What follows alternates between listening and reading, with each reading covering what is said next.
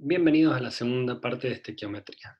En esta parte vamos a ver algunos detalles de cómo realizar los cálculos estequiométricos. Recordando la definición, la estequiometría es la parte de la química que va a estudiar las relaciones cuantitativas, es decir, entre cantidades de elementos y compuestos que intervengan en una reacción química. La pregunta es, ¿en qué momento yo voy a utilizar la estequiometría? Cuando estemos sintetizando un compuesto en el laboratorio, un fármaco, por ejemplo, cuando querramos calcular la dosis de un fármaco que le tenemos que administrar a un paciente, cuando estemos haciendo determinaciones bioquímicas mediante reacciones, eso en el laboratorio.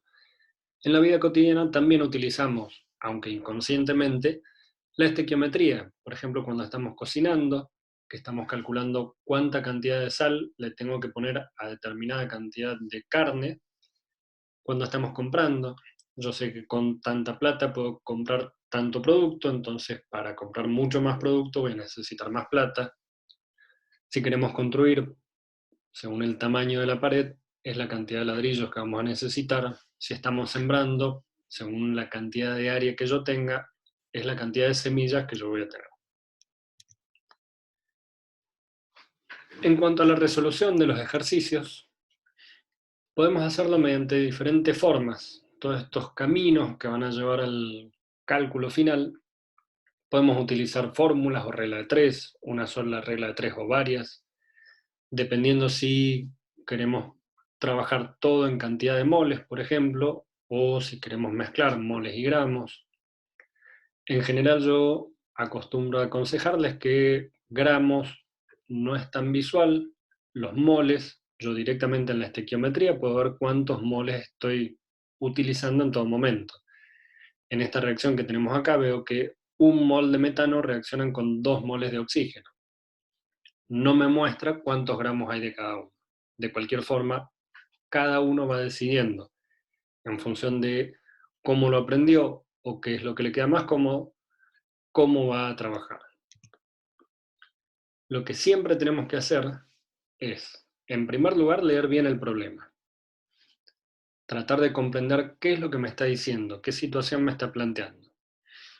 Luego, identificar los datos y las incógnitas. ¿Qué me está preguntando?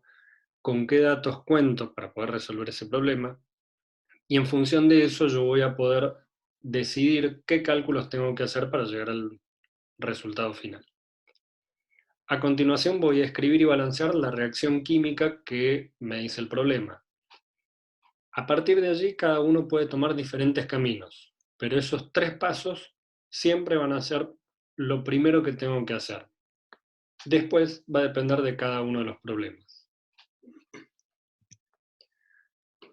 Por ejemplo, en este problema que vamos a ver ahora, tenemos que calcular primero la pureza del reactivo. El problema me pregunta cuántos moles de cloruro de sodio obtenemos al hacer reaccionar 200 gramos de hidróxido de sodio, pureza 70%, con cantidad suficiente de ácido clorhídrico. Primero identifico los datos. 200 gramos de hidróxido de sodio, 70% de pureza. La incógnita. ¿Cuál es la cantidad de producto que obtengo? Escribo la reacción, donde tengo que el ácido clorhídrico reacciona con hidróxido de sodio para producir cloruro de sodio y agua. En este caso no hace falta balancear la reacción porque ya está balanceada. El siguiente paso es averiguar cuánto de mi reactivo estoy poniendo realmente. Porque si bien me dice que estoy usando 200 gramos de hidróxido de sodio, no son únicamente hidróxido de sodio. En esos 200 gramos están las impurezas. Lo que a mí me interesa saber es cuánto de hidróxido de sodio le corresponden a esos 200 gramos. Para calcular esa masa, una regla de 3 simple nos puede ayudar. El 100%, toda mi muestra son 200 gramos, el 70%, que es lo que corresponde al hidróxido de sodio, son 140 gramos. Ahora sí puedo calcular la cantidad de producto. 40 gramos de hidróxido de sodio producen 1 mol de cloruro de sodio. Los 140 gramos de hidróxido de sodio van a producir X, que son 3,5 moles de cloruro de sodio. En el siguiente problema vamos a tener que calcular al final la pureza del reactivo. En el anterior tuvimos que calcularla al principio, ahora vamos a ver un problema donde la calculamos al final. Me pregunta cuál es la pureza del hidróxido de calcio utilizado para preparar sulfato de calcio. Si con 250 miligramos de hidróxido, que reaccionaron con suficiente ácido sulfúrico, obtuvimos 100 miligramos de sulfato. Los datos que me da el problema: 250 miligramos de hidróxido de calcio impuro, 100 miligramos del producto sulfato de calcio. La incógnita es la pureza del hidróxido. Escribo la reacción. En este caso, el ácido sulfúrico reacciona con el hidróxido de calcio para producir sulfato de calcio y 2 moles de agua.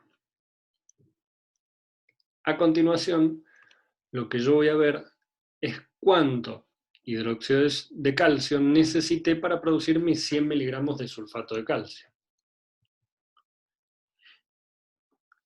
Para producir los 136 gramos de sulfato de calcio, que es lo que pesa un mol de sulfato de calcio, voy a necesitar 74 gramos de hidróxido de calcio.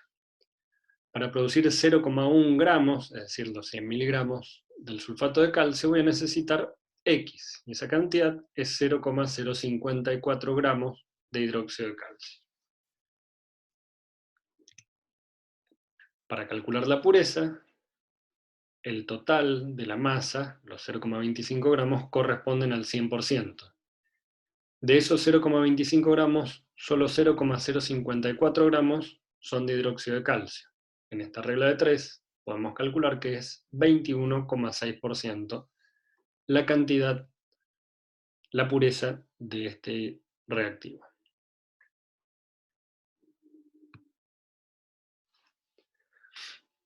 En los dos siguientes ejemplos, lo que vamos a calcular es el rendimiento de la reacción. En el primero, ejemplo número 3, vamos a calcularlo al final del planteo. En el segundo, lo vamos a calcular al inicio. En este caso, el problema me dice que al hacer reaccionar 160 gramos de sodio con 5 moles de hidrógeno, se obtienen 120 gramos de hidruro de sodio. Me pregunta cuál es el rendimiento de la reacción. Primero, veo los datos. 160 gramos de sodio, 5 moles de hidrógeno, 100 gramos de producto. ¿Cuáles son las incógnitas y las preguntas? Lo que me está preguntando directamente es el rendimiento de la reacción.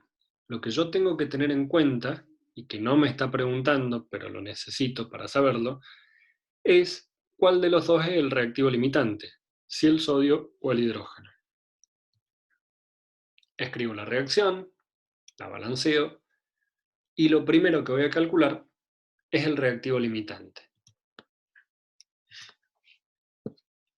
Para averiguar cuál es mi reactivo limitante, voy a calcularlo con los dos reactivos que tengo.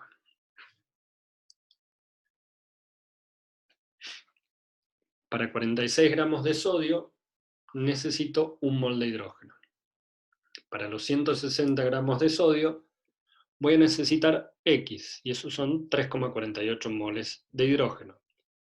El problema me dice que tengo 5, por lo tanto me sobra hidrógeno. El reactivo limitante es el sodio. De todas formas lo puedo comprobar haciendo la inversa. Con 1 mol de hidrógeno reaccionan 46 gramos de sodio, con 5 moles de hidrógeno X, 230 gramos de sodio. Tengo solamente 160 gramos, por lo tanto, no me alcanza para que reaccionen todos los moles de hidrógeno. Mi reactivo limitante es el sodio.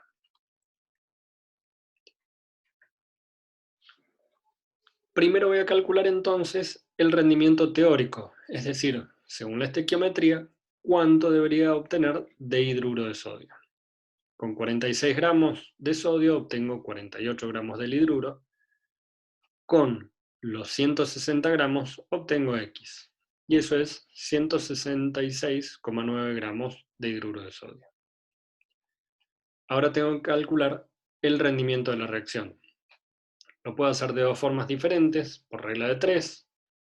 166,9 gramos es el 100%, 120 gramos, que es lo que me dice el problema, es X, y eso es igual al 70,6%. Con la fórmula, el rendimiento real dividido el rendimiento teórico por 100 es lo que me da el rendimiento porcentual, y es 70,6%. Nuevamente ustedes pueden optar por cualquiera de las dos formas, regla de 3 o la fórmula. En este caso, como vimos, lo último que calculamos es el rendimiento de la reacción. En el siguiente ejemplo, lo primero que tenemos que calcular es el rendimiento de la reacción. El problema me dice cuántos gramos de sodio necesito para producir 2 kilogramos de óxido de sodio si el rendimiento de la reacción es del 80%. Mis datos son 2 kilogramos de producto, rendimiento 80%. La incógnita es la cantidad de uno de los reactivos, el sodio. Escribo la reacción, la balanceo, y a continuación, lo primero que voy a hacer en este caso es calcular el rendimiento teórico, es decir, cuánto debería obtener, para a partir de allí poder calcular cuál es la cantidad de reactivo que necesito. De vuelta lo podemos hacer por regla de 3 simple o reemplazando en la fórmula. Por regla de 3 simple, 2000 gramos es el 80%, es lo que yo ya obtengo. El 100% me daría el rendimiento teórico, 2500 gramos. En la fórmula tengo el rendimiento real, lo que me falta es el rendimiento teórico. Al reorganizar la ecuación me da 2500 gramos. Con esto ya puedo calcular la cantidad de reactivo, ya que 92 gramos de sodio me permiten obtener 124 gramos del óxido de sodio. Para obtener 2500 gramos voy a necesitar X, y eso es igual a 1854 gramos de sodio.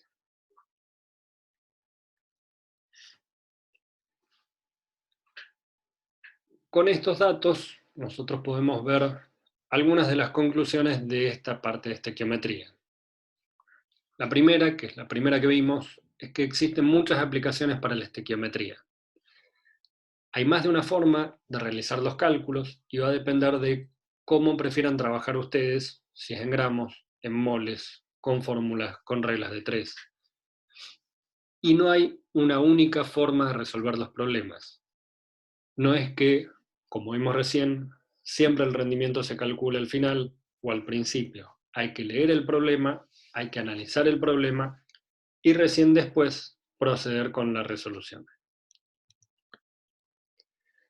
Lo que vamos a tener que utilizar siempre en química es la lógica y el sentido común. El rendimiento y la pureza son porcentajes.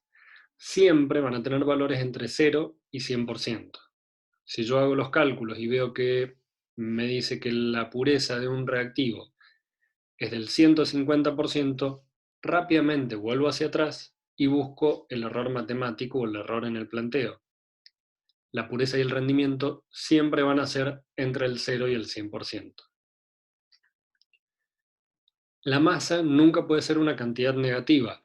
Por lo tanto, si por alguna operación matemática me da que yo necesito o obtengo una masa negativa, nuevamente vuelvo para atrás y busco el error matemático.